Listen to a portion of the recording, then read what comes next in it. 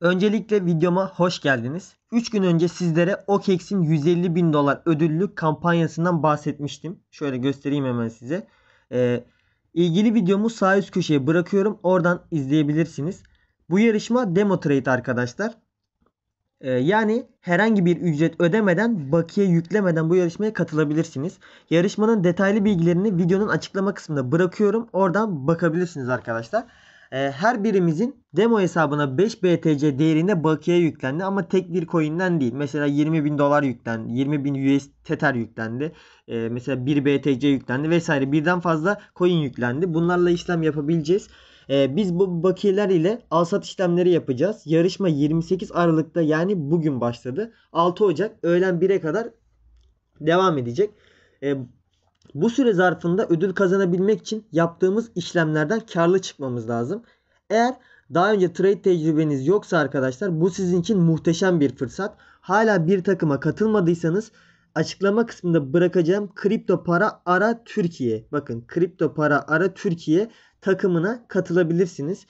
Şimdi size demo trade bölümüne nasıl gireceğimizi arkadaşlar, OKEX'in ana sayfa bölümüne geliyoruz şimdi. Gelelim. Mobilde yine tam PC sürümü olarak göremiyoruz şu anda tarayıcıda ama olsun. Önemli olan şu varlıklar kısmını bulmamız.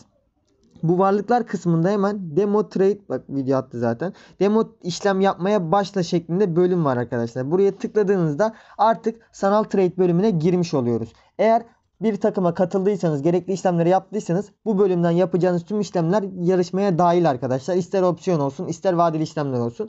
Ben vadeli işlemi hızlıca size göstereyim. Hemen şurada BTC paritesi var. Buraya tıkladığımızda şurada perpetual kısmı var arkadaşlar. Ve şurada yine bir bölüm var. Orada coin ve USDT margin şeklinde belirtilmiş. USDT bölümüne girelim ve buradan BTC kısmına tıklayalım arkadaşlar. Şurada leverage kısmı var. Burada kaldıraçlı işlem yapabiliriz. Zaten ben bu süreç kaçtı? 6 Ocak'ta değil mi? 6 Ocak'a kadar canlı işlemler yapıp sizlere paylaşmaya çalışacağım. Elimden geldiğince sizlere yardımcı olmaya çalışacağım arkadaşlar. Bu süre zarfında siz de elinizden geldiğince işlem yapmayı öğrenmeye çalışın. Al-sat işlemleri biraz karışık gelebilir ama tüm borsalarda mantık aynı. Ben elimden geldiğince size yardımcı olacağım. Tek bir coin yok arkadaşlar. Hemen şuradan tekrar gelip varlıklar kısmına bakabiliriz. Yine varlık demo işlemi. Varlıklar kısmına bakabiliriz. Elimizde hangi coinlerden olduğundan. Burada bakın zaten miktarları belirtilmiş. Mesela 1 BTC yatırılmış. 5 Ethereum yatırılmış. Artık ne kadar yapıyorsa.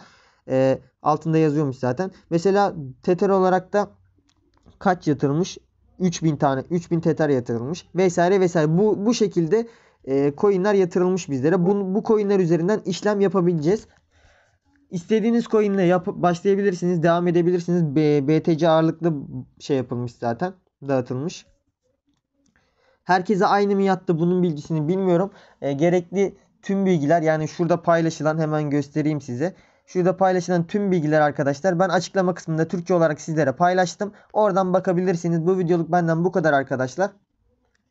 Telegram grubum mevcut açıklama kısmında tekrardan. Aklınıza takılan herhangi bir şeyi oradan bana sorabilirsiniz. Videoyu burada durduruyorum. Canlı işlemler çekmeye devam edeceğim arkadaşlar. Kendinize iyi bakın. Hoşçakalın.